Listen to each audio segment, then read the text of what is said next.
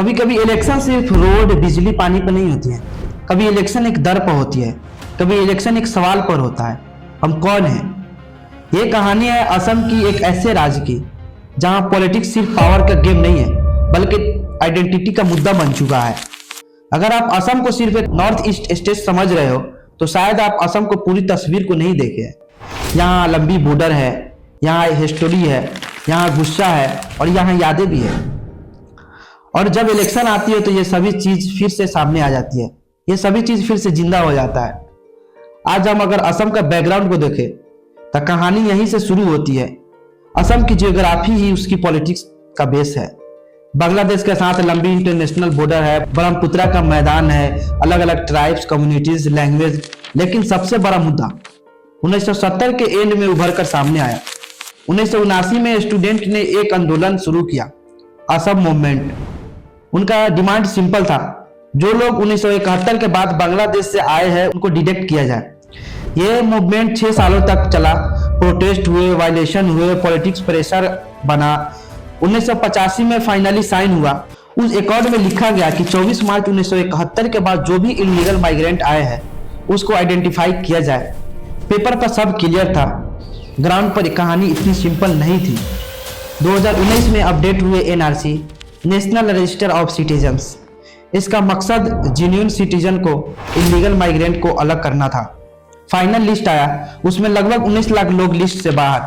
यहाँ से टेंशन शुरू हुआ।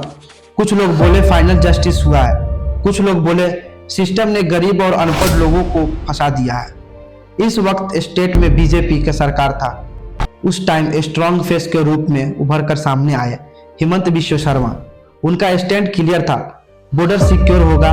2019 में सीए एक्ट पास हुआ।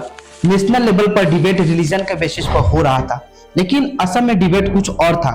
यहाँ लोगों का कहना था प्रॉब्लम रिलीजन की नहीं है, प्रॉब्लम 1971 के बाद आने वाले सभी माइग्रेंट्स से है। इसलिए असम में सीए के खिलाफ प्रोटेस्ट नेचुरल होने लगा था। यहाँ हिंदू ग्रुप भी प्रोटेस्ट में दिखने लगे थे। कर्फ्यू लगे, इंटरनेट बंद हुए, सड़क भर गया, यहाँ पे सभी लोग प्रोटेस्ट करने लगे। ये सिर्फ पॉलिटिकल रिएक्शन नहीं था, ये इमोशनल रिएक्शन था। लोगों को लगा उनकी लैंग्वेज, कल्चर और लैंड प्रेशर में आ जाएगी। हिमंत बिश्व शर्मा का इमेज एक डिसीजनल लीडर का बना। पर strong action, infrastructure project highlight किए गए, रोड, ब्रिज, कनेक्टिविटी। बीजेपी का क्लियर मैसेज था, हम असम को प्रोटेक्ट करेंगे। उन्होंने हिंदू को कंसोलिडेट पर फोकस किया, स्पेशली बॉर्डर डिस्ट्रिक्ट में। पॉलिटिकल मैसेज सिंपल और रिपीटेड था, security plus pride plus development. और इलेक्शन में क्लियरिटी काफी पावरफुल होती है। दूसरी तरफ कांग्रेस ने अलग अप्रोच ली। स्टेट लीडरशिप में प्रोमिनेंट नाम रहे भूपेन कुमार।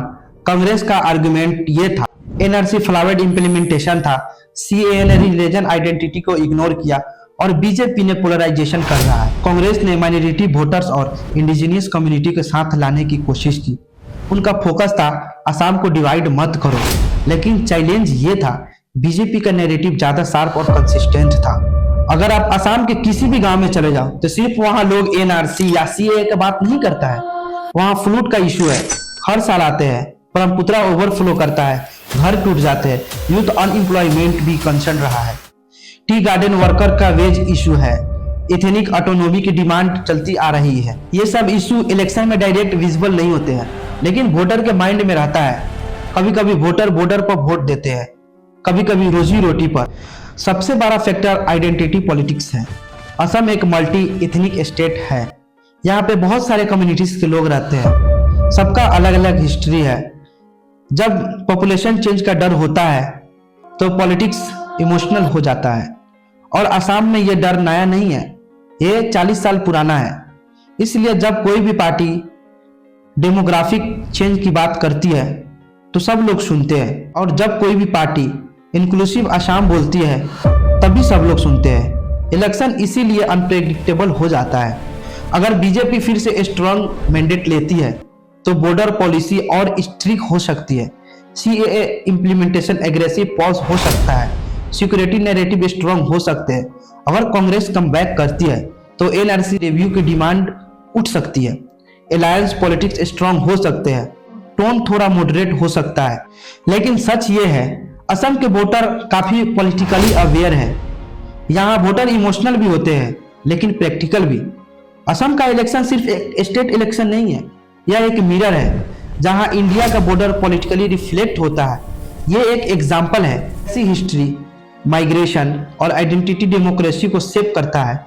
और शायद सबसे बड़ा इंपॉर्टेंट बात, बॉर्डर सिर्फ मैप पर नहीं होता है, बॉर्डर लोगों को दिमाग और दिल दोनों में होता है। और जब तक वो क्लियर नहीं होता है, पॉलिटिक्स यहाँ इंटेंस ही रहेगी। वीडियो को देखने के लिए बहुत बहुत थैंक यू। अगर ये वीडियो अच्छा लगा होगा और इन्फॉर्मेटिव लगा होगा तो इस वीडियो को शेयर कर देना और इस चैनल को सब्सक्राइब कर देना और वीडियो को लाइक कर देना।